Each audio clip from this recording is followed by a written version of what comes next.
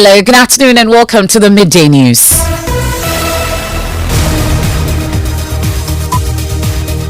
We're live on Joy 99.7 FM here in Accra and Kumasi on Love 99.5 FM. We are on Amenuveve FM in Aflao. We are on ATL FM in Cape Coast, Kekeli Radio in Ho, and Radio Max in Takrade. We are live on Twitter Spaces. We are on Facebook. We are on myjoyonline.com interactive app as well. The Midday News is sponsored by Petrosol, your clean fuel in full quantity. Petrosol is always a delightful experience. Also brought to you by Duraplus Ghana Limited, producers of quality PVC pipes and water tank, where Duraplus goes, water flows. This afternoon we have disturbing details regarding how parts of President Akufo-Addo's own garden at Chebi was allegedly destroyed by illegal miners in their quest for gold. It has not been easy, it has not been popular, and we have not got the immediate results that I was looking for. My stance on the issue cost my party and I significant losses in the mining community.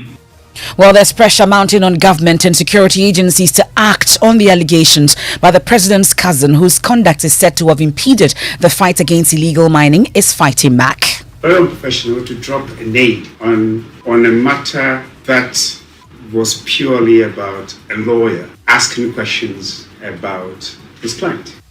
Also this afternoon, utility tariff adjustment, full cost recovery in the energy sector, enhancement of revenue generation plus collection among key conditions set for Ghana's $3 billion IMF bailout. Full cost recovery for tariffs, we should move towards that. At the same time, you protect the lower band so that you don't deny them water and electricity. But all of us who should be able to afford and use and pay for it.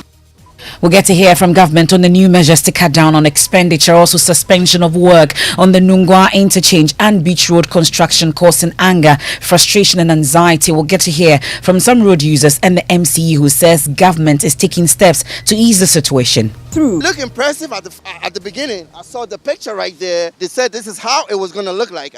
Can you point? So I was impressed because I live around the area. But then all of a sudden, it just stopped.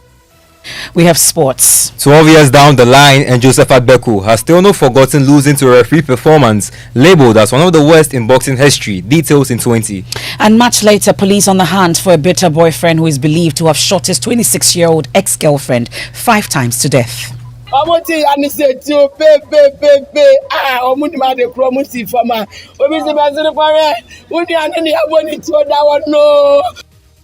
We have that and more in this afternoon's edition of the Midday News. I am Emefa Apawu. Please stay on for details.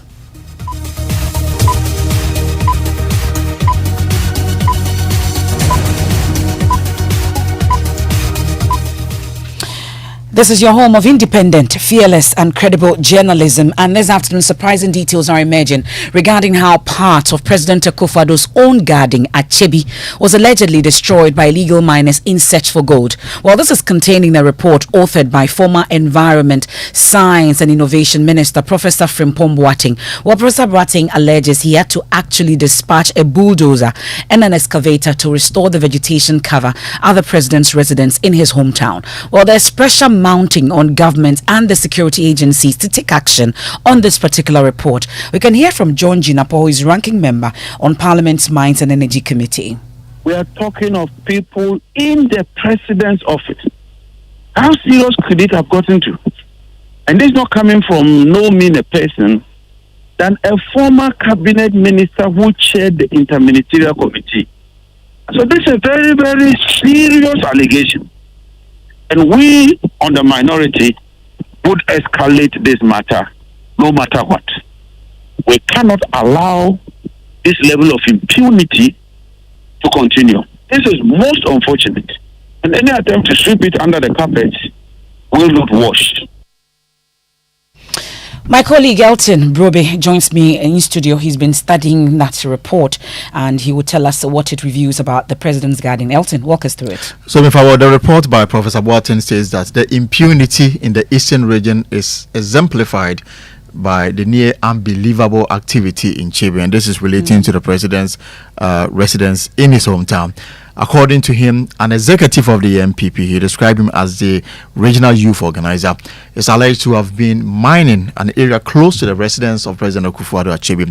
This is said led to a destruction of parts of the president's garden. Professor Watson says he looked into the matter and found out it was true and that the president did not know about it. He says he dispatched an excavator and bulldozer to the place to restore the vegetation cover. Now, let's talk about the cousin of the president, Gabia Sarachidako, whose name has come up in this report. Yes, it has to do with a company that he says the committee was tracking, in this case, Heritage Mining. They noticed that their activities had destroyed the forest and that he was ready to dislodge the company when Gabia Sarachidako called that he was lawyer for the company. And Professor Watson says he informed the president about the conduct of Gabi, and the president assured him he would deal with it. According to Gabriel Sarachidako, whom we've just spoken to, he only called the renowned medical doctor to seek information on his client, a company that had the permits to mine in the country. Very unprofessional to drop a name on a matter that was purely about a lawyer asking questions about his client. My lawyer comes to me and says that his client, with all these permits and licenses, goes on site with equipment to do prospecting, and the soldiers have come to seize the equipment. Now, what do you do as a lawyer? So I called the minister for clarification. I have a client who has all the documents or permits and licenses required to do prospecting. Everything. And he goes on site, and then soldiers come to basically stop, not just stop them from working, but seize all the equipment. So I asked the minister, but they have permits, so what really, I want to understand the issue. And then the minister fires back and says, they are not prospecting, they are mining. Are you challenging the permit as fake? I said, no, but it should not have been issued. I said, yeah, but that's a different matter.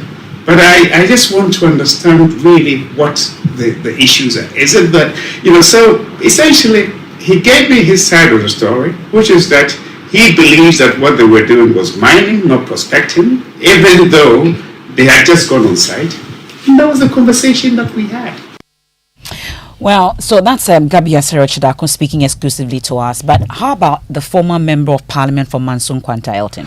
Well, Albert Crum, he is accused of abusing his role as member of the Minerals Commission board then to acquire concession and sell them to others. Now, Crum has denied any involvement in illegal mining. Indeed, Professor Crum, per the information we have, and according to me, has documents to also prove that Professor Frimpong Watson is himself complicit in the illegal mining activity. And tomorrow on the news file, he will make the case against, according to him, while serving on the board of the Minerals Commission, there were several occasions where they had back and forth on who to mine and where to mine. And he has named some people who served in the administration, presented documents to enable them go and mine. And he says he has all the documents, and tomorrow news file he will be disclosing them. I do not even have a single concession. I don't even have a concession in my name. My brother, if he claims that I have dozens of concessions, that means 12, 24, 144. He must come out with a document that bears my name, a concession document that bears my name.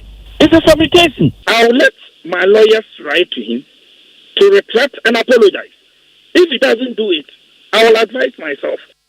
Now, other names have come up, we know. Let's talk about senior journalist Abdul Malik Kwekubako. What's his role here? In fact, this has to do with the company the committee went after because it was destroying a forest. Mr. Bako is alleged to have called Professor Boateng to say that the managers of the company are his friends. We're talking about Alaska, a Canadian mining company. The former minister says he came under severe attack by the journalists who then caused unsavory publication against him. Now, Mr. Kwekubako disagrees. He says he had no direct editorial or operational involvement in the publication by his newspaper. He, however, as a co-publisher of the paper, accepts responsibility. He further adds that he simply called the minister to arrange meeting for managers of the said company Alaska GNC. He admits that he indeed told the minister that he was friends with one of the owners and that they were engaged in legal mining and will be providing documents to prove this once they meet him. He says that he was not part of that said meeting. Okay. Well, Elton, thank you very much. Well, we can hear from the Deputy Lands and Natural Resources Minister, George Mirakuduka, who has questioned the expertise of the former Environment Minister, but says the security agencies have been asked to look into the allegations. I don't use Professor Frimpong Boateng as my benchmark. Okay. I don't think he's an expert in mining. I will respect what he did. I don't want to use his report as a benchmark. So will you act on this report? If there are good things in, why not? Now we can hear from convener of the Media Coalition Against Illegal Mining, Ken Ashigbe, who is not surprised by the content of the report, but worried that government has failed to take action. I'm not surprised. All the things that are in the report, are some of the things that we've been saying and we've been talking about. And for me, the only disappointment is if this report has been sent long ago, why we have not taken action on it. The Deputy Minister for Land and Natural Resources was appointed by the President. It was the President who appointed Dr. Prof. Boateng to chair the Interministerial Committee. So this thing about he not being an expert in mining, I'm not too sure it comes to that at all. The fundamental issues that have been raised in this report, that if we deal with, by now we will not be where we are at the butt of the jokes of, a country where gold is smuggled. Well, so that's the convener of the Media Coalition Against Illegal Mining, Ken Ashigbe. Well, this issue subsequently will bring you more on this. Now, brace up to pay more for electricity and other utilities as Finance Minister Ken Ofori-Atta admits tariff will go up to fully cover the cost of electricity generation in the country. Also, there could be new revenue generation measures to address shortfalls in the system. The aggressive collection by the Electricity Company of Ghana is one of such conditions for an IMF bailout, though the managing director of ECG, Samuel Dubig Mahama, would deny it in an interview with Evans Mensah. This is part of the IMF conversation, true or false? It's not. It is, it's not. What is the collection exercise? The collection exercise. No. It's part of an IMF. No. It's not? No. Yeah, but the timing is, it's just, the coincidence is quite alarming. Truth of the matter is either you tell ECG, wow, you guys are doing great. Yes, you're doing great. But do not according to IMF. But the reason why the IMF conversation never had a portion of it that says you guys. But revenue, I recall very correctly when the German ambassador spoke about the challenges with securing the Paris Club assurances. One of the key areas he mentioned was the energy sector. Yes. Will you have done it if we're not in this much of an economic mess? It was a management decision from the get-go. But we needed to close certain gaps in our home before we came out. But the Finance Minister Ken Ofori-Atta, who led Ghana's delegation to the International Monetary Fund spring meeting, tells my colleague George Riafi on PM Express Business Edition that the ECG revenue mobilization is part of conditions set by the fund. What I see in the fund program really is more of a discipline in expenditure, and a push to ensure that we continue to enhance our revenue mobilization strategies. And that will mean digitalization, pushing GRA a lot more. On the energy side, making sure that ECG is able to collect for all the power that it gives out. Ensuring that MMDAs are not able to give contracts that are not in the budget. So those are disciplines that we need to adopt anyway. And so I'm not sure that there's anything excessive that we should not be doing. We shouldn't expect further review in taxes. We shouldn't expect further review in utility tariffs as well. And those are the concerns that some... well, the question really to ask is whether we shouldn't pay for what we consume. How much subsidy can you give in any area? Well, we can hear from some interest groups who insist that government must show the way by sacrificing and also cutting down on expenditure before any talk of additional taxes. And as organized labor, we have made certain contributions in terms of how government can actually address the debt. And we have said suspend huge projects that actually demands that you put a lot of money into it. You need to reduce government expenditure, cut down the government revenue generation, where you have tax exemptions for people that are foreign investors into the country. Let them contribute to paying taxes. So the expenditure side of things must be looked at. You don't have the money. Cut your coat according to the size of your cloth. We give you mandate. We give you our taxes. After that, you abuse it. You misuse it. You mismanage it. And you come back to us and say, pay more taxes. We pay the taxes. But still, I'm going to be riding my V8. I'm still going to be flying my business class. So you want me to pay for that lifestyle? But the Finance Minister, Ken Ofori-Atta, says government has initiated moves to control expenditure. Too many taxes when we are underperforming at 13%. So we need to plug the holes, and that is what the digitalization program would do for us to plug the holes. We need to be very clear that the economy is in trouble and that we have to haul it back, and it's not the first time that has occurred, and we will get through this. But there will be some sacrifices and some difficult periods whilst we go through this journey, but we'll be successful.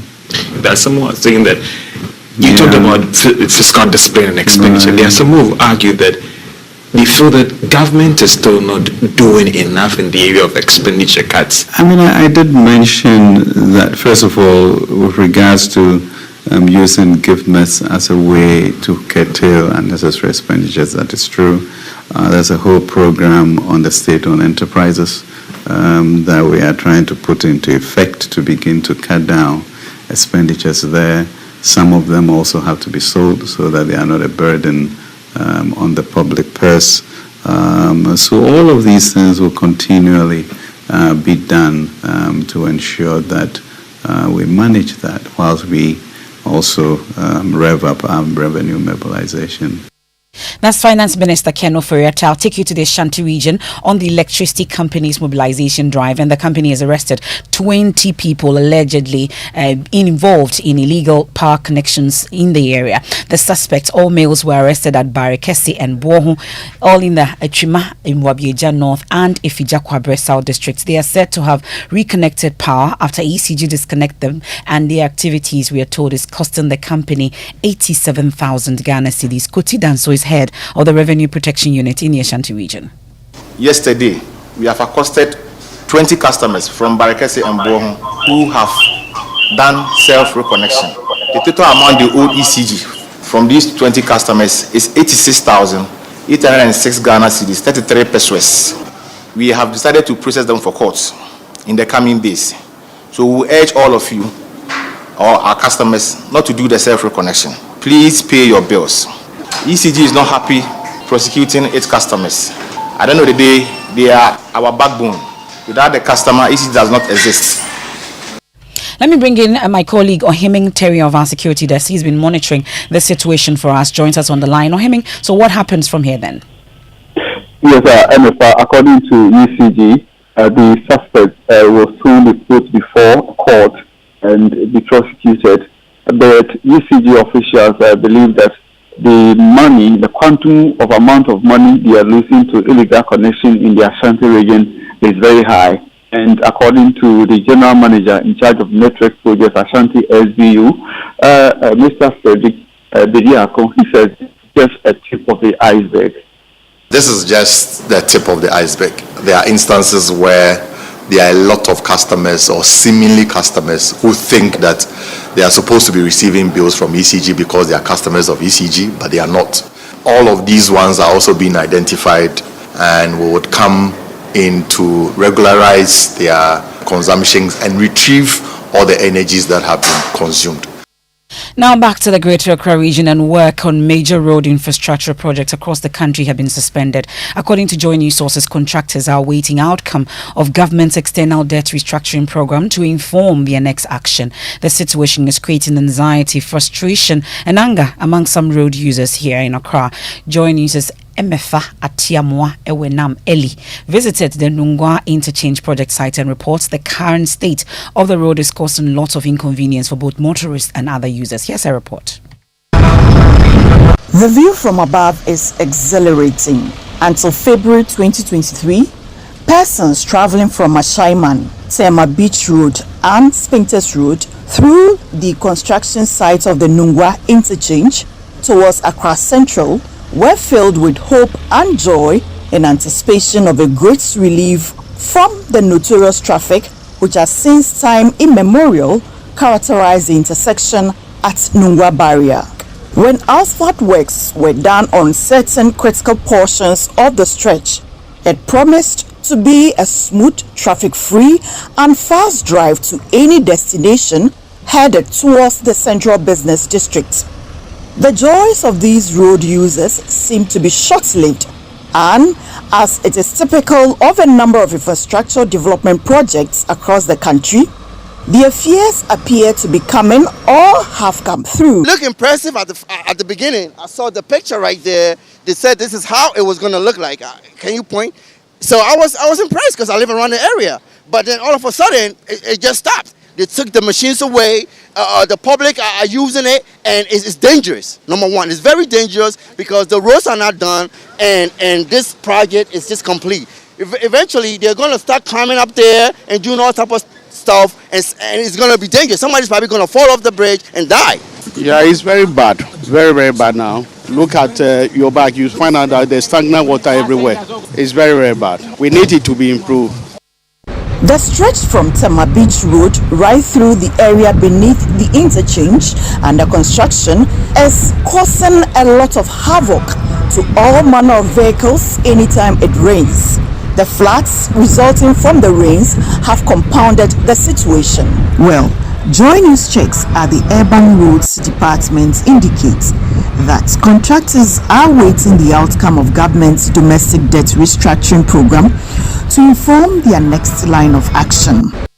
Now we can hear from the Municipal Chief Executive of the Krowo Municipal Assembly, Joshua Nibote. He's been assuring road users that government is taking urgent steps to ease the situation. I've spoken to the consultant, and he has to bring some really pumping machine to just pump that water out and then get the place a little bit prepared. You know, they are halfway, not too much on site. You understand? So that is a challenge we are having. So there's a skeleton staff there who will be from today to Friday. You see some changes that they have to make the place more travel. I was coming from Lashibi yesterday, and it was very, very bad. I had to sink in there less than a half. But in construction, road construction, some of these things happen. If they had been fully, they would not have been having some of these challenges. So when you get in front of the junction mall too, you have that experience. You are coming from Lashibi to that waterlogged thing is also there. It's been occurring, but we hope they'll come fully on site so that we clear this mess. This is the Midday News here on Joy 99.7 FM. We are also on Love 99.5 FM in Kumasi. The Midday News is sponsored by Petrosol, your clean fuel in full quantity. Petrosol is always a delightful experience. Duraplus Ghana Limited, producers of quality PVC pipes and water tank. Where Duraplus goes, water flows. We've been looking at the surprising details regarding how part of President Akufo-Addo's own garden in his hometown at Chibi was allegedly destroyed by illegal miners in their quest for gold. We've been hearing from the president's cousin, whose conduct is said to have impeded the fight against illegal mining, fighting back the claims. When we return, we have sports, and then much later on the hunt, police is on the hunt for a bitter boyfriend who is believed to have shot his 26-year-old ex-girlfriend 5 times to death.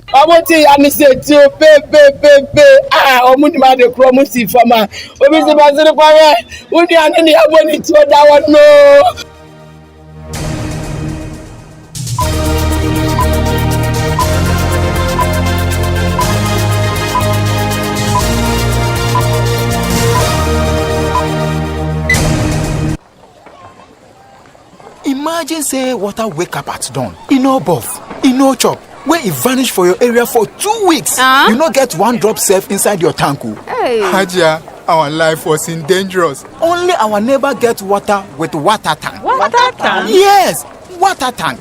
Mamma mia, that water tank get meter for checking water level. That water tank be fine past Kumasi Selenium. That water tank be tough like Ghana Army. That water tank, they carry water pepper. So say some no go left inside the supply tank. What a tank! That's my boss, Mr. Poncho go talk. Beautiful, durable, with water level indicator and accurate volume of water. Water tank. What a tank! By Duraplast.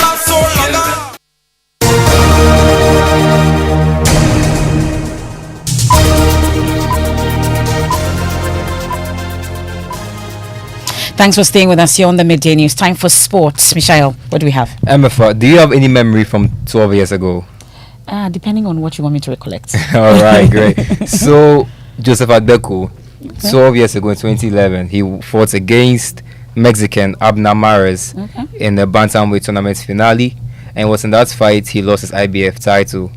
So the Mexican took the title, but that was not what made the headlines. It was rather referee Russell Mora who made the headlines. Why? Simply because of a performance which has been described by American play-by-play announcers Al Bernstein and Jim Gray as the worst referee performance in 15 years since that bout was taken.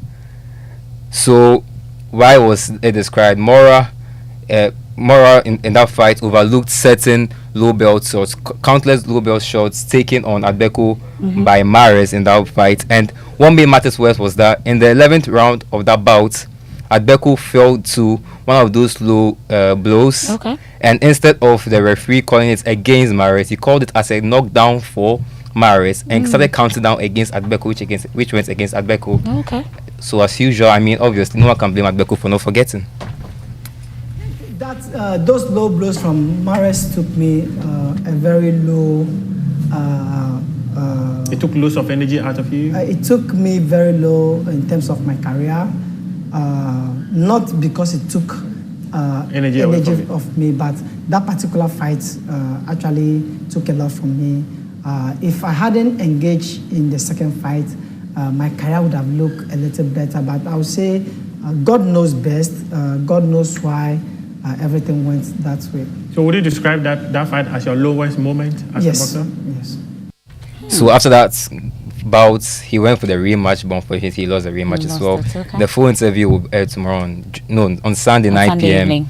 Yeah, prime take. And at 1:15 today, we have game plan. The boys will be around. Can't wait for the game plan. Now, the Greater Accra Regional Minister Henry Quartey has denied selling government lands at Agbagbulshi after it was reclaimed from onion sellers and planning to sue his accusers. Portions of the land after it was retrieved were earmarked for a hospital project to serve people in the area and beyond, but still construction has not been done. We have excerpts of that suit.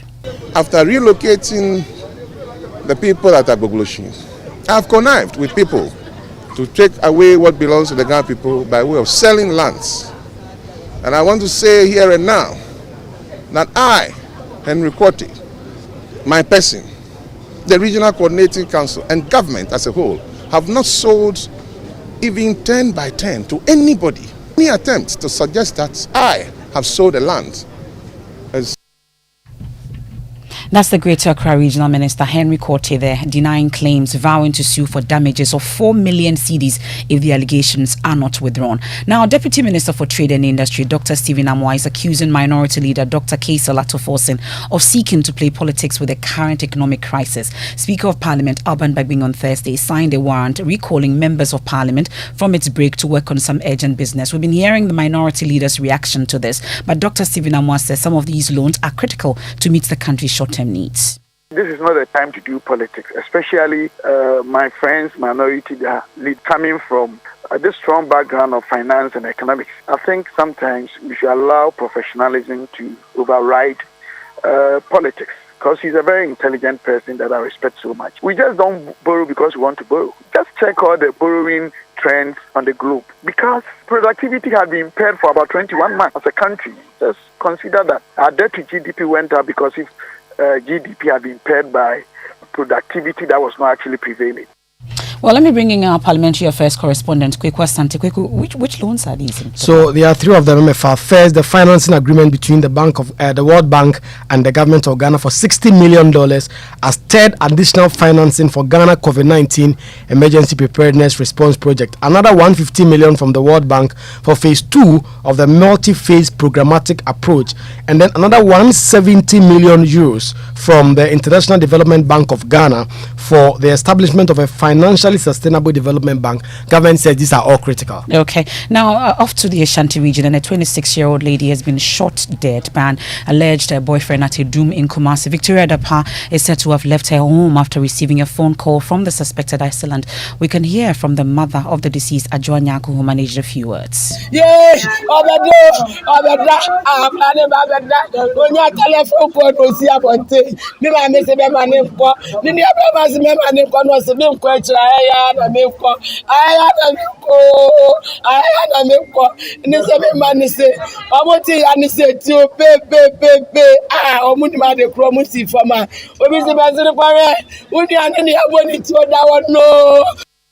Nanaya Ojima has been following this for us. He joins us on the line. Nanaya, what are you learning about this particular story?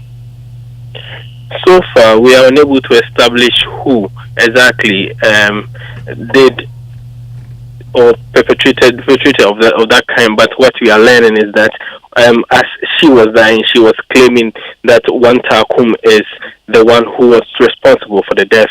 So the family have since relayed such information to the police and expecting the police to act on that.